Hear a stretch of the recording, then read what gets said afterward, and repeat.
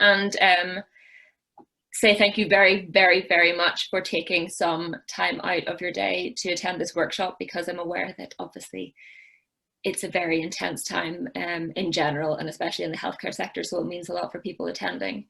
And the workshop today is going to focus on refining the guidance for implementing a volunteer-led arts programme within regional haemodialysis units. So this is an ESRC funded project that's going to look at essentially developing guidelines to get volunteers into units doing art with haemodialysis patients. Now, just a little bit of an overview about what we're going to do today. The first thing is just the welcome and the introductions, and then we're going to give you a bit of an overview of the background of this project, so why we're doing it, why art, why haemodialysis, and the issues that we're trying to address specifically. We're also going to give you a bit of an idea about what a dialysis unit is like. I'm not sure how many people here haven't been in a haemodialysis unit, but there might be a few. I know that a lot of you obviously work in that area, but for those who haven't, I think it's important to get an idea of the context. Then we're going to give you an overview of like the background, the research background of this project, because this project has built on research done at the School of Nursing and Midwifery at Queen's University Belfast and in the Northern Health and Social Care Trust. So I'll give you a bit of a background about the science behind it, and then we're going to give you an overview of the guidelines that were sent around, I think, by email with the Zoom invite, but I'm not expecting people to have read that in any depth. If you have had a chance to look at it, that's great, but we'll give you sort of like the key points just in case, because obviously everyone's very busy. Then we'll have a comfort break, and then whenever we come back, we will be doing an arts activity.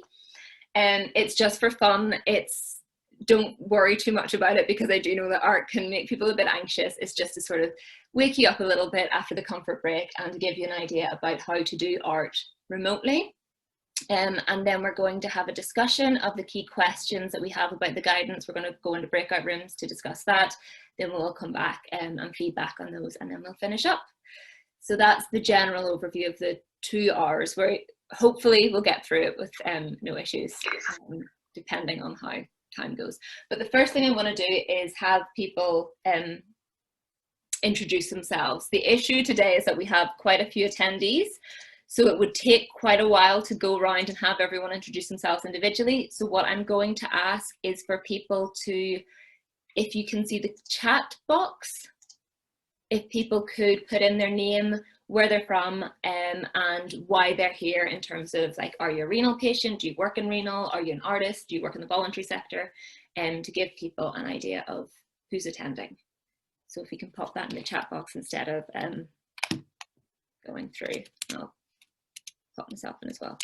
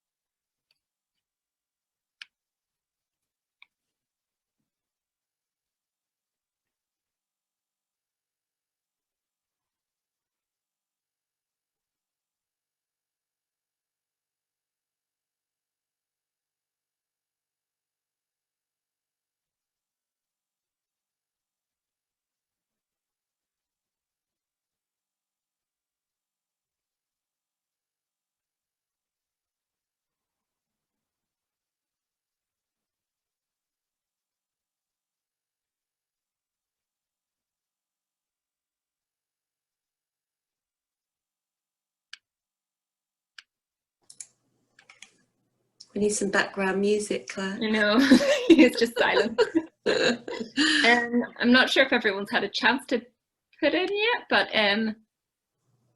got quite a good few people attending, mostly from kidney background and the healthcare trust, but yeah, we've got quite a wide variety of experience here. Very good. So yes, everyone's very, very welcome. Thank you so much for coming. Yep, and it's lovely to have you all here, and I think that's quite a good mix, and we should hopefully get some good discussions out of everyone. So as I mentioned, we're going to give you now just a quick overview about why we're doing this in the first place. So why art and why hemodialysis. For those of you, I don't think there'll be very many of you, but for those of you who don't know, hemodialysis is a treatment that people receive whenever their kidneys fail. So people with end-stage kidney disease receive hemodialysis. And it's a very difficult and time-consuming treatment. So patients have to attend hospital 3 times a week, every week, for 4 hours each time. During that time, they're connected up to a dialysis machine. The dialysis machine drains and filters their blood and sort of replaces the role of the damaged kidney. Now, while they're on hemodialysis, they are restricted to a chair or a bed, and they have very limited opportunity to engage in meaningful activity. Most people just try to sleep or watch TV. And because of that, the time on dialysis can absolutely drag in. And in the literature, the experience of hemodialysis has been described as one of existential boredom, because a lot of patients are left with nothing to do except lie there and think about illness and death. And understandably, this has quite a profound impact on patients' mental health and well-being, and patients receiving hemodialysis are at a significantly increased risk of developing mental health issues such as anxiety and depression. Now, art might be ideally placed to address this issue on hemodialysis, because whenever people engage in art, they can enter into something called a flow state. And a flow state is essentially a state of mind that people get into whenever they're completely absorbed and engaged in an activity. And because you're completely absorbed and engaged in activity, you don't pay attention to what's going on around you. You don't pay attention to thoughts in your head, so you're not worrying, you're not ruminating, and you're not really paying attention or thinking about anything else except for what's going on in front of you, the actual activity that you're engaging in. And one of the hallmark experiences of a flow state is that it alters your perception of time. So most typically people experience time passing a lot quicker than it actually is. And for patients receiving hemodialysis, when the time seems to drag in and people are just watching the clock, this could be tremendously beneficial if we're able to induce a flow state. Now, I think that most people here are very familiar with hemodialysis units, but there are probably a few people here who maybe haven't been on a unit or aren't too familiar with the hemodialysis process. So I'm going to hand over to, first of all, Ellen Walsh, who is a home dialysis nurse from Belfast, who's going to give you a bit of an overview about what sort of clinically a hemodialysis unit is like. And then we'll pass over to William Johnston, who is a renal patient, who'll be able to describe his own experience of hemodialysis. So Ellen, if you'd like to say a few words. Ellen has said she's lost her connection. Oh, you're back on, Ellen. I'm on in both my laptop and my phone, so I don't know if you can see me or not. I think there's a bit of an echo. Why don't you start with William? Okay, William, would you like to go first? While Ellen sorts things out, yeah. Is that all right, Ellen? Yep, yeah, I think I'm okay now. I've got my laptop. Oh, that's all right. On. Yeah, that's better. But I think the camera's working on my laptop, so you're going to see some funny facial reactions from me in the when it went wrong. But anyway, we'll go ahead. Yeah, so I'm just going to speak a wee bit about what it's like to work in a haemodialysis unit. I am a home dialysis nurse, but I've had experience in a haemodialysis unit before this. It's busy. There's long shifts. Some haemodialysis units have 2 slots running from 7 AM in the morning to about 11, and then a second slot then in the afternoon. And other units have 3 slots, which the third one then going in to running into midnight. It's very much routine, although persons entered at the same time. Lots of lining and priming machines, safety checks, admitting the patients in for their treatment, which was made so much more difficult by COVID. Now the patients come in, they have to have temperature checks, they're trying to keep their social distancing, and if anyone does have any symptoms or anything, then they have to go into isolation, which is very difficult when you've only got a couple of side rooms. Patient assessment's very important, and it's quite time consuming as well. And we have a Share HD programme as well in most of the units in Northern Ireland. And it involves teaching the patients how to become more involved with their own treatment, which could run very well with an arts programme, because if they're in a culture of learning and, you know, being involved, then that could run very well into the arts. Yeah, there's lots of, the nurses are involved in lots of different routine things, given drugs, and then of course, you know, EPOs and different drugs that patients require on dialysis. And of course then there's time consuming if patients are unwell or if there's any access issues. But in saying all that there, it's busy, but we like to do our best to keep our patients happy, and you know, things like the Share HD and any sort of arts programme are very good psychologically for the patients.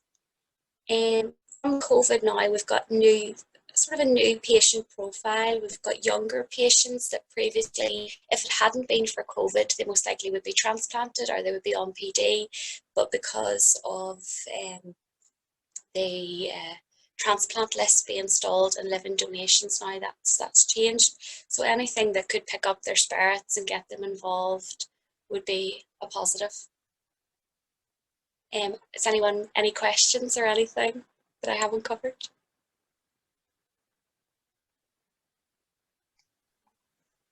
No. William, would you like to say a little bit about what it's like to be a haemodialysis patient? Yes. Unfortunately, I was on dialysis for 17 years, and there was a year on CAPD, 2 years in APD, and then I spent 6 years on hospital hemodialysis, and then I spent 8 years on home hemodialysis. And it was the 6 years of hospital hemodialysis that I found very, very challenging, psychologically challenging, because at that stage when I did the hospital hemodialysis, there was no opportunity to do anything during your dialysis session. You used to just have to come in 3 times a week, lie in the bed and watch daytime television, which was soul destroying. So after 6 years of doing that, I was desperate to kind of get to home hemodialysis, where I took control of my own treatment. And it was while I was doing home hemodialysis that I discovered the arts, and I started writing poetry to express my emotions. And it really helped me psychologically to express my feelings and emotions. And that led me on to writing plays. And I actually started to look forward to my dialysis sessions when I was doing home hemodialysis, because I was doing something worthwhile. I was getting something tangible out of my time being spent on dialysis. Well, doing hospital hemodialysis, well, there was no opportunity to do anything tangible. I felt my time was being wasted. So I feel if the arts had been available while I was doing hospital hemodialysis, I would have really enjoyed the experience of hemodialysis so much more. I wouldn't have felt that my time was being wasted. And as Claire says, once you get into a creative activity, the time just flies through, and before you know it, your 4.5 hours of dialysis is up, and you're actually looking forward to your next dialysis session because you're so excited about getting back to whether it's painting or writing poetry or writing a play. So when I did it, when I was doing hospital hemodialysis, there was no arts opportunity, there was no shared care. You weren't kind of given any opportunity to be creative at all. So to me, the introduction of an arts program for hemodialysis would really improve the quality of experience for all dialysis patients. And I would certainly be a great advocate for it. Thank you, William. Thank you. And thank you, Ellen, very much for giving a bit of an overview. Oh, let me just go back for 1 second. In relation to doing arts in the dialysis unit as well, sort of referring back to what Ellen was saying about how busy the unit is and about how there's so many like clinical interventions going on, there are a few things unique to a dialysis unit that have to be taken into consideration whenever you're delivering arts in that sort of clinical setting. Most specifically, things like infection control and maintaining vascular access. So again, a lot of you will be familiar with this, but it's very important, obviously, if there's a lot of sort of vascular access going on, that you maintain infection control protocol because there's obviously a risk of sepsis there. So for example, one way that we got around it was by providing patients with their own individual ARTS pack so that no one was sharing ARTS materials and there wasn't any risk of cross-contamination. The other issue whenever maintaining vascular access is the fact that most people receive hemodialysis through something called an arteriovenous fistula, which is sort of a surgical connection between an artery and a vein that causes sort of the blood vessel to balloon up and strengthen, and it allows for repeated needling. And during hemodialysis, two needles this is the most common way that hemodialysis is done, but two needles are inserted into the fistula and those have to be kept in place throughout the 4 hours. Now, dislodgement of one of those needles can be life-threatening because of the amount of blood flowing through there. So whenever you're doing ARTS activities, it's also important to keep in mind that most people, if they have an AVF, are going to be reluctant to move that arm or are not going to move that arm at all. And sometimes that arm isn't their non-dominant hand. So there's a lot of need for practical support whenever you're doing sort of some of the more hands-on ARTS activities. And it's something to sort of keep in mind in this setting. So now just to talk a little bit about the background of this project, because there is quite an extensive background to it and hopefully quite an extensive future to it. So this feasibility study and this project itself came about through the Renal Arts Group at Queen's University Belfast, most specifically William Johnston, who just spoke, and Dr Helen Noble came up with this idea of using art on haemodialysis to sort of improve the quality of life of haemodialysis patients. They were able to get funding for a PhD studentship to look at the feasibility of bringing art into a haemodialysis unit and also to look at the feasibility of evaluating that in a rigorous and scientific way. And I was lucky enough to get that studentship, which was a fantastic experience.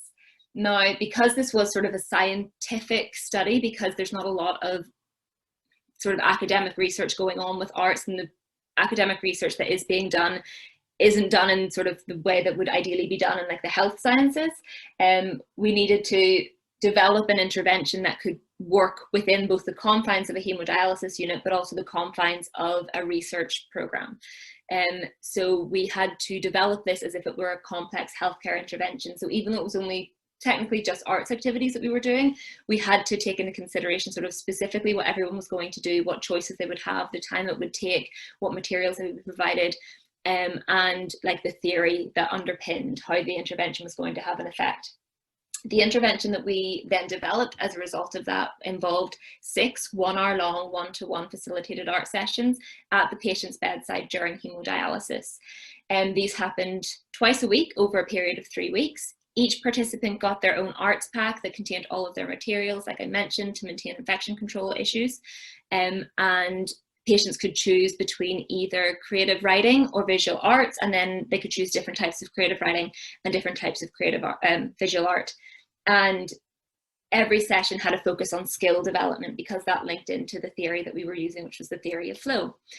Now, the feasibility study involved recruiting patients from Antrim Area Hospital's haemodialysis unit and then randomizing them to either receive the intervention or as into a waiting list control group who would receive the intervention once the study was finished. We did collect outcome measures, and then we also conducted interviews with patients and with healthcare professionals to get an overview of their experience of the intervention and also the research procedures as well, because we wanted to look at the methodology going forward. Now, we found out a few findings. Most specifically, a lot of the findings related to methodological issues for a larger trial that we want to run, and we're working on that at the same time as this project. But through the interventions and through the interviews and stuff, we were able to find out some sort of thoughts, opinions and experiences related to the intervention. We found that overwhelmingly patients really enjoyed the intervention, and they reported that it helped improve their mood, it helped improve their self-esteem, it helped pass the time, and it also helped them become more sociable, both with each other but also with the healthcare professionals who were working on the unit. And there are 2 specific findings from the interviews that I think are important to mention in terms of this project specifically, and that related to the length of the sessions and the importance of the facilitator. So in relation to the length of the intervention and the length of the sessions, patients reported that they wanted a lot more. They wanted longer sessions, they wanted a lot more sessions, and essentially they wanted this sort of arts-based facilitation to continue indefinitely. They wanted this as part of practice. And healthcare professionals also reported the same sort of opinion, that they wanted this to sort of like be instilled and available to patients most of the time. Now that obviously has implications outside of research, because in research you do need an intervention to be time limited to assess things like dose and fidelity. But in terms of long-term implementation, there's obviously cost implications if you want to just have this available at all times to all patients. The other finding was that the facilitator, so the person providing the arts activities and promoting skill development in patients, was essential, both in order to get the benefits for patients, but also to make it practically feasible. Now, this also has implications going forward in terms of how to deliver this in the long term in practice, because I was the one who delivered the intervention. I was the facilitator in this situation. And traditionally in arts and medicine programs where you have an artist come in to provide art in healthcare settings, the person facilitating that would be a professional artist. They would be trained, they would be working as an artist, and that would be their role. But I'm not an artist. I did art to A-level, and then I essentially stopped until I picked up this PhD. So I have no formal training in arts, but we were still able to get this great engagement from patients, and they were still able to find all these benefits, even though I'm an amateur at best. So that again has implications going forward. And this is really how we decided that volunteering was probably the best way to deliver this on a longer term basis, both in terms of making it more sustainable to provide this long term for patients, but also because we find that we don't need to necessarily have professional artists providing this type of arts activities at the bedside. Now the guidance that we sent around, I'm aware that most people probably haven't had the chance to read it because of how busy everyone is, but I'm just going to go through some of the key points ahead of the breakout rooms that we'll be having. So the first thing I think I need to mention, that everyone's probably very aware of, is the fact that the pandemic has impacted this project. It has completely sort of changed how we've had to work around it, because this project actually, got the funding and we started before the pandemic hit. So we'd actually started developing the guidance before everything locked down. And whenever this happened, we had two choices really going forward. One was to assume that the pandemic will pass, and it should pass. All pandemics tend to end, but just to write the guidance as if there was no pandemic, and going forward in the future, whenever the pandemic ends, we would be able to implement this in the way it was originally intended. Or the other option was to sort of recognize the fact that SARS-CoV-2 is going to be with us for quite a while, and develop guidance that could fit within that, as well as in the longer term. And we took option 2. So we've drafted this guidance according to a blended approach where we have both remote provision and direct provision. So remote provision would essentially involve delivering the arts remotely. That would mean that there would be no facilitator present at the bedside to support patients. The participants would still receive their own individual arts pack, but that would be particularly necessary during this pandemic because of infection control issues. Patients would have to be invited to participate in the arts program by staff, because staff would be the people who would have the most face-to-face contact with patients. The arts activities would still be facilitated by volunteers, but it would be facilitated in a different way. So for example, over video calls, so in a virtual way instead of face-to-face. And then those facilitated video calls would be supplemented by pre-recorded online tutorials, which there are a number that the Renal Arts Group has produced already that could possibly supplement some of the arts activities. Then we've also written a little bit about direct provision, which is sort of ideally how this would be provided, which would involve direct bedside facilitation. So there would be one-to-one facilitation during haemodialysis. Again, the participant will receive their own arts pack, because in general, I think we need to be aware of infection control issues regardless of the pandemic. Patients would be invited to participate through the volunteer, and that was something that we took away from the feasibility study, was the benefit of having the facilitator recruit the patients, because you're able to answer any worries that patients have, and the worries that patients have tend to be about the art itself as opposed to anything else. And then direct provision is probably going to be a lot more accessible for patients, because you can provide that practical support for patients who maybe have either limited dexterity, or they have an AVF, or they have an AVF in their dominant arm, and they just need hands-on help with actually just managing the ARTS materials. So the guidance is written in those two ways, just to help with a blended approach so that we can do something in the meantime before the pandemic ends. The next part of the guidance that was sort of important to consider is the fact that whenever you're setting up a volunteer role, you have to have a volunteer role description, and Nikki Sturgeon at the Trust has been incredibly helpful with this aspect of the guidance. In the guidance that we have written, we have based the volunteer role description on an activity volunteer, which is a role that already exists within the Northern Health and Social Care Trust. So this means that the volunteer's role is to assist staff with activities such as arts, craft and music, and the idea is that they're helping support patients or service users in the development of their own health and well-being. So this role of arts facilitator fits very well in this activity volunteer description. And one thing that Nikki would probably agree with, because she mentioned it a few times in our meetings, is that in other trusts, for example, if it's possible to get this volunteer role to fit within an already existing description, it's a lot more straightforward than having to develop a description or a volunteer role description from scratch. So that's the direction that we took with it. Obviously, we also have to consider training. And within most trusts, I would say, that have a volunteer program, they have a sort of essential core training, volunteer training and induction that comes with every volunteer. In the Northern Health and Social Care Trust, that involves an overview of the trust itself and the values of the trust: safeguarding, infection prevention and control, fire safety, information governance, confidentiality, and then the roles and responsibilities of the volunteer and the trust. Now, we do think that volunteers will likely need enhanced training, and all enhanced training really means is that it's additional training to the initial induction that all volunteers get. Now, we do think that these volunteers will need additional training in relation to the arts, but it's less about the arts activities itself and more about the underlying philosophy and how to approach the activities to get those benefits that are linked to the theory. And we also think it would probably be helpful for volunteers to have an overview of haemodialysis, some sort of training or an introduction to the haemodialysis setting before they start, because I think for a lot of people who've never been on a dialysis unit, it can be very overwhelming at first whenever you go in, and it's a very unique clinical setting. I don't think there's many parallels anywhere else in healthcare. So we thought that would be helpful for volunteers to have before they go onto the unit. And then something that has to be considered for all volunteers, no matter where they're volunteering, is supervision. All volunteers will need a named supervisor. No matter what the organisation is, no matter what the role is, they need supervision.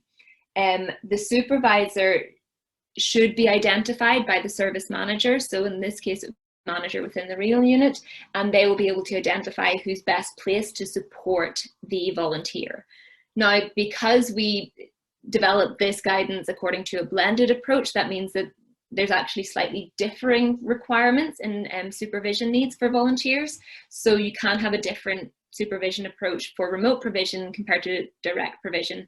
And I've just noticed the typo in my slides, I'm sorry. So with remote provision, it's actually less necessary for the supervisor to be a member of the renal healthcare team in the haemodialysis unit, because the volunteer isn't going to be coming onto the unit themselves to work with patients directly, which means that you could identify someone else within the healthcare trust to supervise the volunteer who might be better placed to address their support needs. So for example, the idea that we had was an artist in residence. If that is available within the trust, they might be better placed to support volunteers in that role. However, with direct provision, because the volunteer will be coming onto the site working with patients, they will need a supervisor who's a member of the healthcare team who will be present and working on that unit. Now, it's important to also highlight the fact that volunteer supervisors don't need to be a one-stop shop, because I'm aware that you might not have a member of a healthcare team who's very into art, and they might be a bit intimidated by the idea of supporting someone as an arts facilitator, but that's not necessary. They don't need to be an artist to support this volunteer, and they can signpost the volunteer to get their support needs addressed somewhere else. They just need to be the point of contact essentially on the unit. So I think we might be coming in under time. I can't remember what the timeline was. That's an overview of the guidance. Does anyone have any questions?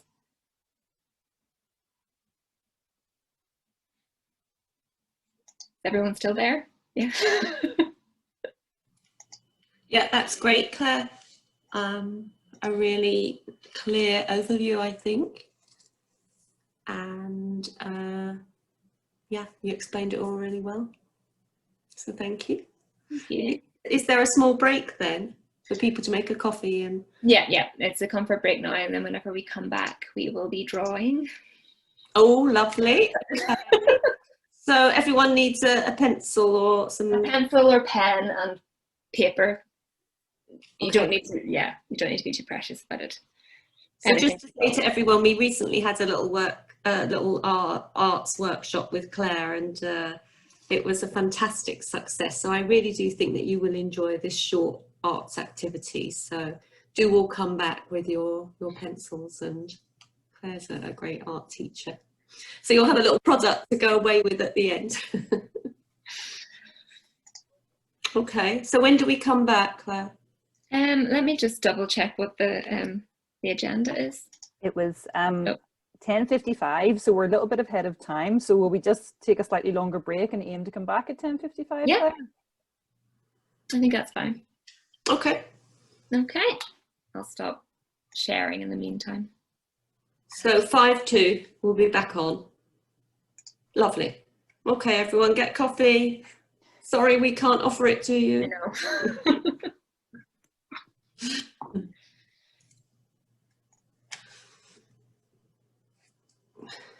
Let's see. Right. Is that just the slide? Yeah. Okay. That's fine. So welcome back, everyone. It's time to do a little bit of art. So the idea is we're going to do a very, very quick, rapid sketching exercise. That, yes, hopefully should work okay. So you don't need to be an artist to do this. You don't need to have any sort of skills to do this. This is just essentially an exercise that kind of forces people to put pen or pencil to paper just to have a go at drawing. So it's rapid sketching, which essentially is trying to draw something within a very tight time frame. The idea is I will give you a reference image. Anna, I took your suggestion of a bowl of fruit because I thought that was appropriate for art. So I'll give you a reference image, it'll appear on screen, and the idea is you draw what you see. That's the general principle of most realism and drawing, is just draw what is in front of you. Don't base it on the idea that you have in your head about what a bowl of fruit should look like. Just copy the images in front of you. Now, I'm not sure if everyone is on a laptop and therefore able to see the screen, but if you're not, feel free to choose something in your environment to draw, like anything. The idea is just it's something to draw within a time frame. Like whenever I was on the dialysis unit, I drew a lot of dialyzers just because they were there in front of me. So anything in front of you, you can draw. Just draw what you see. And because there's a very tight time limit on all of these sketches, the idea is to sketch very loosely. Don't worry about putting down very definite lines. Be very soft. Don't be a perfectionist. Don't worry about rubbing anything out or trying to get rid of your mistakes. The idea is just to draw consistently for however long the time is. And then because we'll be doing a 1 minute sketch, a 3 minute sketch, and a 5 minute sketch, at the end of 1 minute, you start fresh. It's not that you work on a sketch for 1 minute, take a break, and then work on it for another 3 minutes. Each time round, you start fresh, just to see the difference that time can make to the art. So the idea is that the general shape goes down first, then you can add the shading and the detail if you have the time to do it, which you might or you might not. And yeah, you can use whatever you have in front of you. If you have a notebook, if you have a pen, if you have a pencil, if you've a crayon, just anything that you have to draw and draw on. Does anyone have any questions going forward? Everyone have what they need? Yeah. Yes. Yes. Okay, so there will be a timer on screen and hopefully it works like it did last time. So this is the image that we'll be drawing. It'll be the same image each time, and each time we start fresh. So is everyone ready to start drawing? Okay, ready, set, go.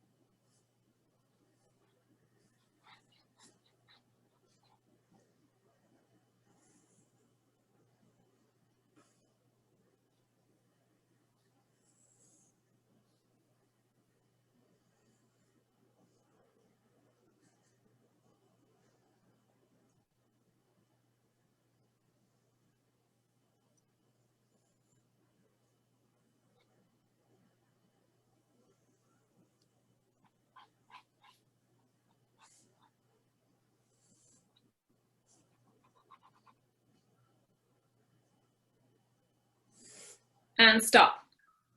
That's 1 minute. How did you do? You okay? Not great. The idea isn't that you're going to produce a beautiful piece of work, it's just to get you drawn. Okay, so the next one's going to be 3 minutes, so you've slightly longer to draw. But you page each time, Claire. New page each time, or draw somewhere else on the same page. It depends how big you go. I tend to go big when I'm rushed, so I'm going to need a new page each time. Okay, so is everyone ready to start again? Okay, go.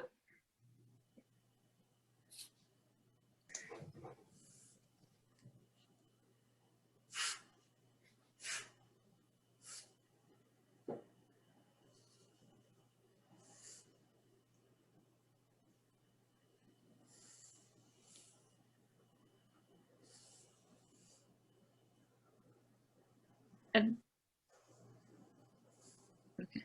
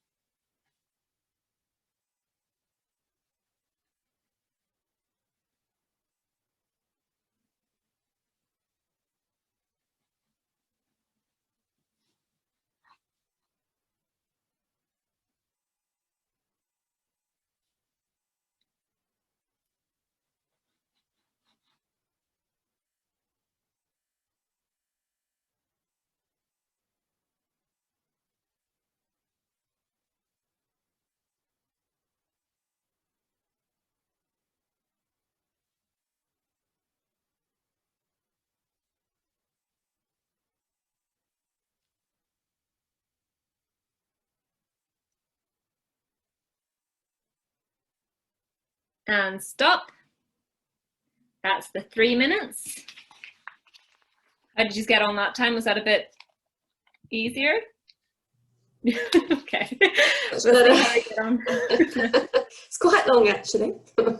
Yeah, I actually thought that the timer had frozen for 1 second there. I think that with the last workshop that we did, it was because it was based on this recorded tutorial where I drew a skull. We did skulls, and I think that level of detail in a picture is a bit more difficult to get down within a time period. But this one is 5 minutes, so you have more time.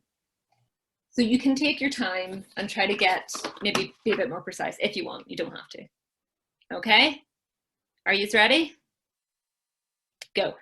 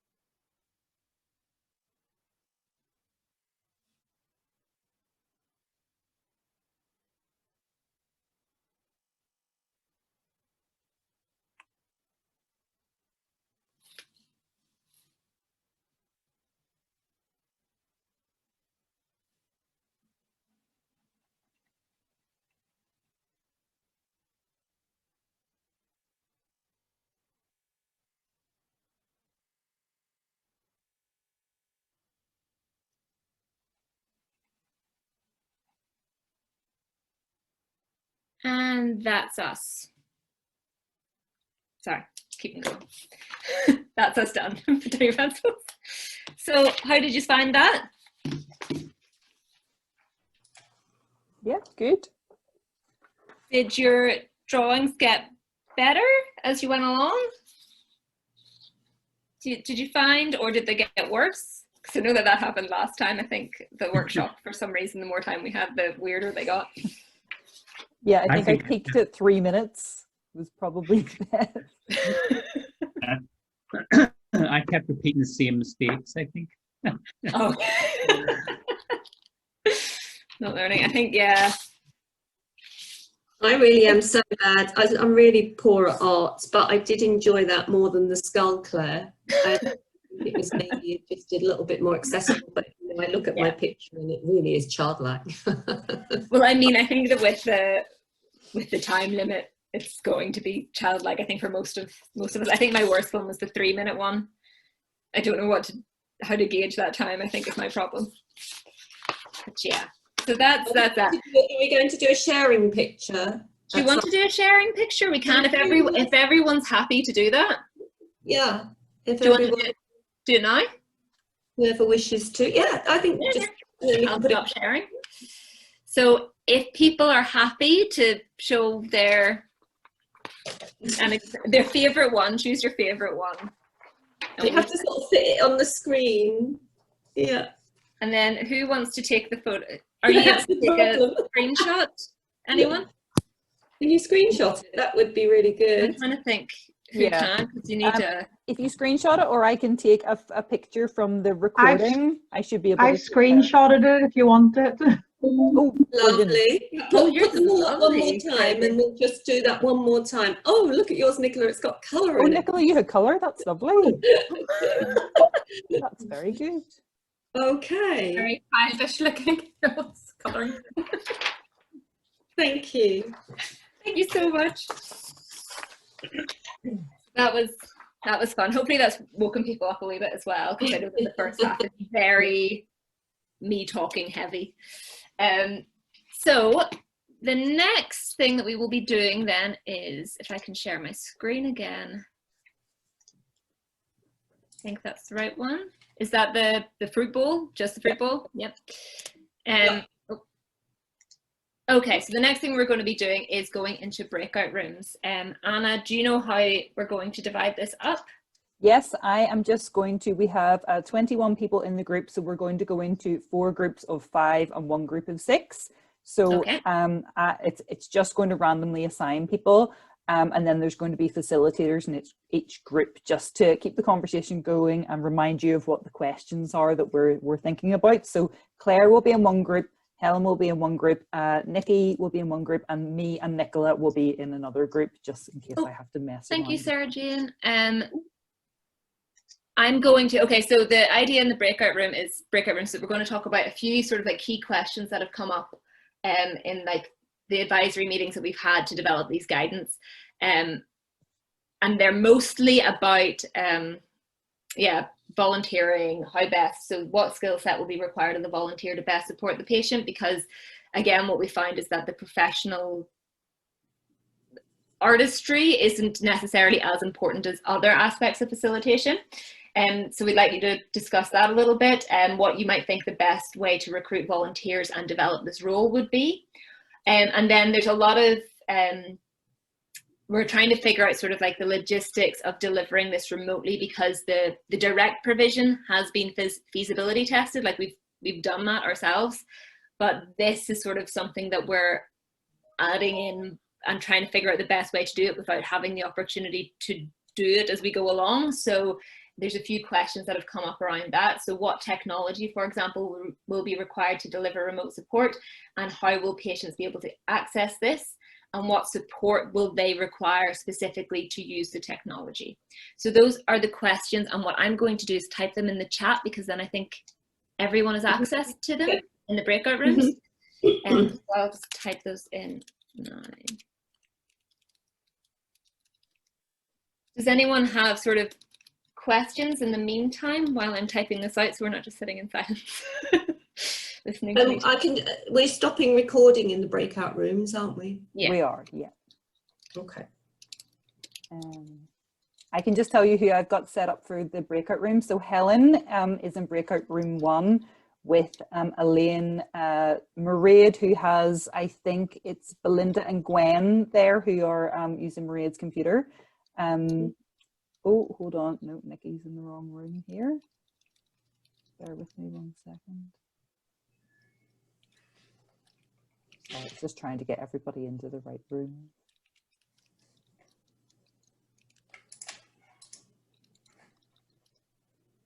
Okay, yeah, so Helen in group 1 with Elaine, the 2 girls with Mairead, Nolene and Sandy. In group 2, we've got Nicola, and myself will be in there with Ellen, Leah, Sarah Jane and William. In room 3, we have Nikki, who's in with Ellie, Libby, Bob and Steph. And in breakout room 4, we've got Claire, Ellen, Julietta and Hugh. Brilliant. Okay, so those are the questions then in the chat. So hopefully, I think that means that you can see them whenever you're actually in the breakout rooms. And I will stop sharing. There we go. Hopefully so. Okay, so I'll open the rooms now. You should get a little message come up on your screen to tell you to go into the room. I think we've set 20 minutes to go into those. And I will give you a reminder in each of the rooms 5 minutes before the end. And then I think there's a little countdown timer comes up at just 1 minute before the end. So if you can just sort of wrap up conversations, and facilitators, if you just wouldn't mind taking a few notes on what you've been chatting about, that just so we can come together at the end and have a chat about that. Okay, so fingers crossed this works. Thank you. No problem. Okay, here we go. Oh, there we go. That should be us.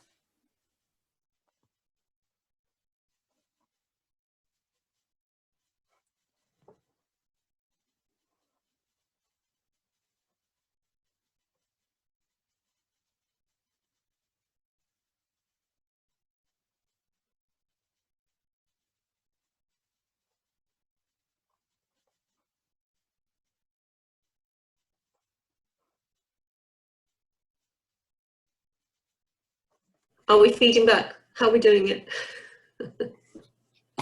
Shall I start with the first question and then we can all add to that? Yeah? Yeah.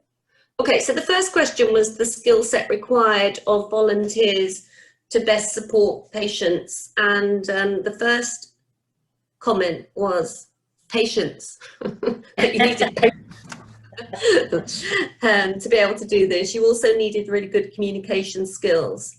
And then we had a long talk around who would provide the support. And we talked about local artists, maybe student artists, but we also felt that you didn't need a qualification in art. You needed to be interested in art and to feel comfortable doing the art. And you needed to be flexible, because we felt it was going to be quite difficult providing this online. And so you needed to be patient and flexible and to be able to communicate well.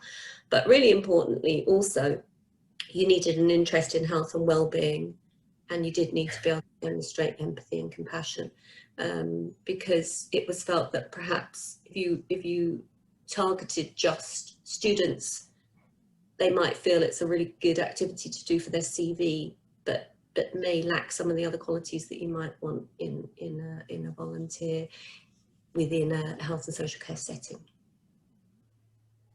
They also needed to be confident with the technology. So that was kind of the skill set that we discussed.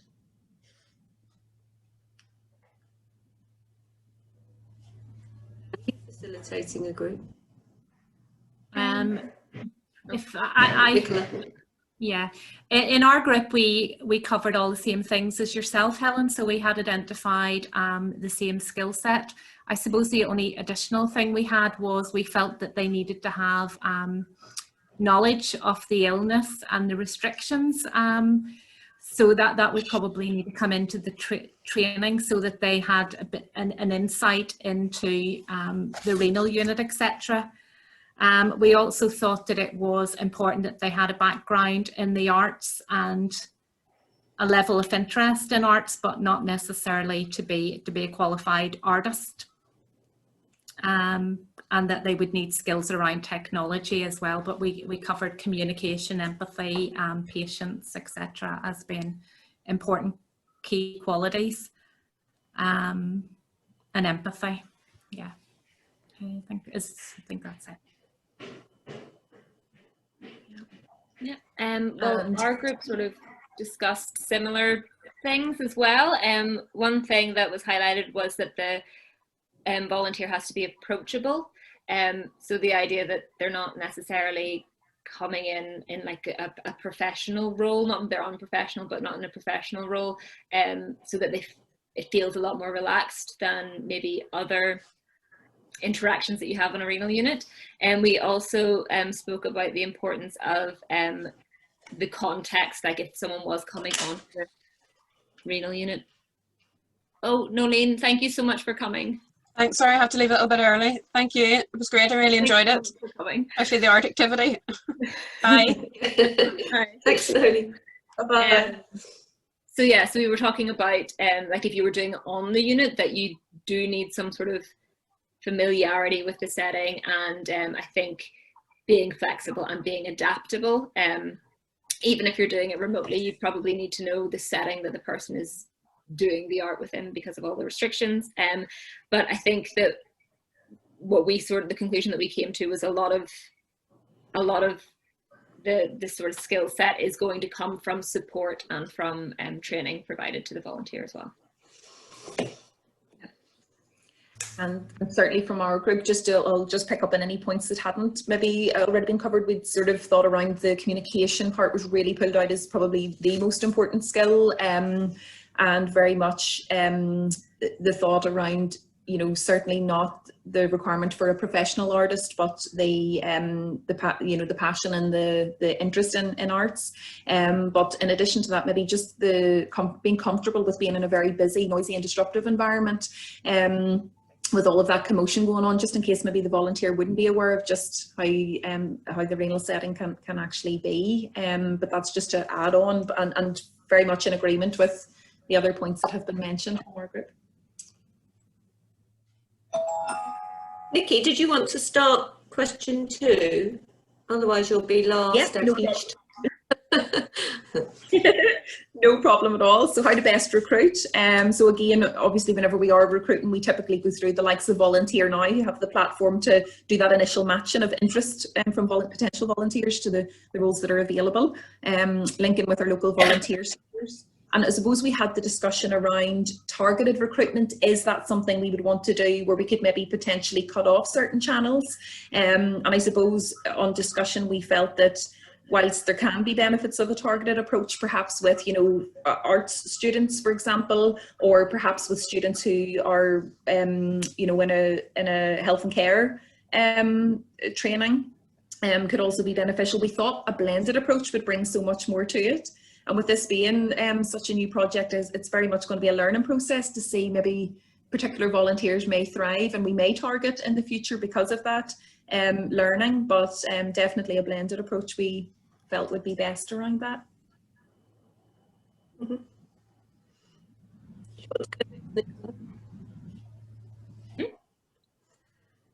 Will I go next? Oh, Nicola or Claire? Okay. Well, we didn't really have much else to add except for social media is probably quite a good avenue to recruit through, because I feel like everything that's happening in life at the moment is happening through social media because we're sort of in our own little bubbles. The additional benefit for like advertising and recruiting through social media would be that you'd be quite sure that the people you're recruiting have some level of sort of like technological competence, because you're recruiting them virtually. They probably have an internet connection. They probably have things that they need to deliver this remotely. So that was the main takeaway from our group. Okay, and in terms of our group, William had made a very good point of looking maybe to recruit from the transplant community, because they would obviously have a lot of knowledge of the impact of going through kidney dialysis, etc. And would be able to empathise, etc. So I thought that was a very good point. We had also talked about advertising through existing volunteers within the Northern Trust, and also maybe looking to some older people who are retired that maybe have time in their hands and have an interest in the arts. So those are probably the main additional ones that we had. Okay, I don't think we had much more to add there, and maybe it might be better if I move on to the next question, which I think the third and fourth question completely overlapped for us. One led into the other, so it might be easier just to feed back those two together.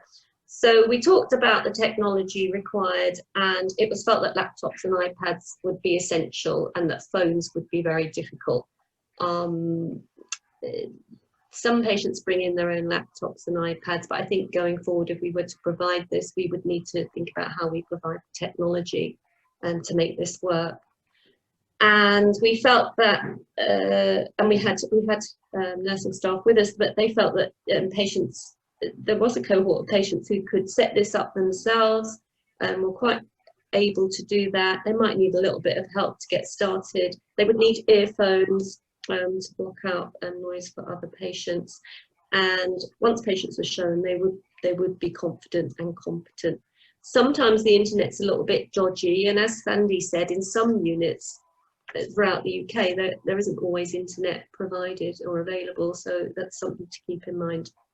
And ideally, the volunteer would be working with the patient face to face and demonstrating all of this to the patient. So we'll have to see how that progresses. There was discussion around group sessions and whether this could be provided in a group. And that's something for us to discuss, because it was felt that a group session would perhaps encourage of the participants and be viewed very positively. It would also enable us to have to increase our numbers. But if we couldn't do that, to at least have the patients in the same bay, because then you'd have a nurse perhaps in that bay, encouragement and support. And Sandy shared with us her experience around poetry in her renal unit and how successful that was, and how she enjoyed that activity and found it really beneficial for her. And Claire, poetry is something that could be provided as well, isn't it? That was an option within yours. that was included in the feasibility study intervention that we did. Poetry, it was creative writing and visual arts, so it was both, because they were the most feasible to implement in that setting. Yeah. Okay. Okay, that's me, I think. I might go next. I've just realised that I've overlooked something from the previous question. I think the previous question was about recruitment and then also about the development of the role. Is that the second half of it? Yeah. Yes. So we discussed that as well a little bit in terms of, you know, how do we develop this role for volunteers, because I'm sure anyone who's worked with volunteers before, who has volunteered, know that part of the idea of signing up to volunteers, you're also going to develop skills. It's not just about doing the job, but you're going to develop yourself as a person while you do it. So, well, we're not sure exactly what volunteers will expect. We do think it's important to highlight that volunteers will probably need to be involved in the process of identifying how to develop the role, if that makes sense. So whenever the volunteer role is set up, we need to be involving the volunteers themselves in how to develop it going forward. We also were speaking about the bereavement support volunteering that's going on in the Trust at the moment, and the fact that they provide debriefing for volunteers. And I think that might be important as well, just in this patient cohort, to have debriefing if someone becomes unwell or if someone dies, just because that's the reality of the patient group. And it's probably important to have that built in as well to make sure that volunteers are supported. The technology side of things we did talk about as well. Julietta pointed out that there are a lot of renal units across the UK that do have tablets just available. I know that in the Northern Trust that's not necessarily the case right now, but that would obviously be a way of providing this. One issue that I think hadn't really occurred to me is not only making sure that the patients have access to the technology, but the volunteers have access to the technology, because we can assume that most people will, but we don't know, and we also don't want to exclude people who maybe don't have the same resources that most of us do. So I think we need to take into consideration, you know, will volunteers have access to either a tablet or a smartphone or a laptop, and will they have an internet connection and things like that to make sure that they have all of the resources that they need. And that was mostly what we spoke about in terms of technology. For ourselves, in terms of technology, we felt in terms of what's required and what, I suppose, in time Bob was explaining about the TVs and that they're attempting to get into the unit. We feel with the technology and what will be required, that part necessarily won't be too much of an issue, but more so the practicalities around ensuring how the equipment is cleaned down and the support of setting it up is definitely something that we need to consider in more detail. With the use of the likes of YouTube, it can be accessed across all of those in terms of the pre-records across all of those forms of devices. So again, that kind of gives greater flexibility around that. In terms of the support to access the technology, so thinking of the profile of patients, perhaps some who may be of you know, in a more elderly age category would definitely be maybe require more support in setting it up and even just using the likes of Zoom calls and that. So in terms of definitely facilitation in terms of the use of the equipment, the wiping down, and you know, we feel it's about identifying who is going to best be able to support with that within the unit, because that's going to be a really important consideration as well. I don't think we had very much to add to that. We had talked about, again, there being an older profile of patients and they might have difficulties with technology, but we also felt that a lot of older people over this past year have embraced technology and have a greater understanding and awareness of how to use it. So we did feel that it maybe wasn't, you know, whilst it is going to be a barrier, we didn't think it was maybe just going to be as big a barrier as we might have initially perceived. We did talk about the issues with Wi-Fi and the possibility of using pre-recorded videos that would be easier to download, and it means that we would probably have a greater content that we could use as well if we had access to those videos. I think that's mainly anything additional that we had from our group. Yeah.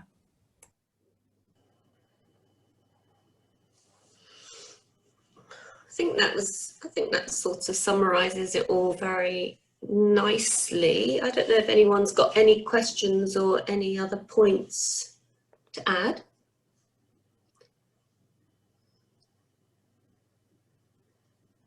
Is there anything else, Claire, from your perspective, or Anna, that you wanted to address? No, I think that we've covered everything that we set out to cover, and it's been incredibly helpful. So thank you, but I don't think there's anything else left I don't think so. Well, I don't know about everyone else, but we had a fantastic, I've got fantastic discussion in our breakout room, and it was just so relevant and so helpful, and I'm sure that happens in all of your rooms. And we're just so grateful for the time that you have given us this morning, particularly during this pandemic. We know how awful it is, and we just didn't expect this number of people to attend. So just such grateful thanks, and we will progress on and we will get the guideline developed and we will acknowledge all of you. So thank you so much. This is always the hard bit now, saying goodbye. Being face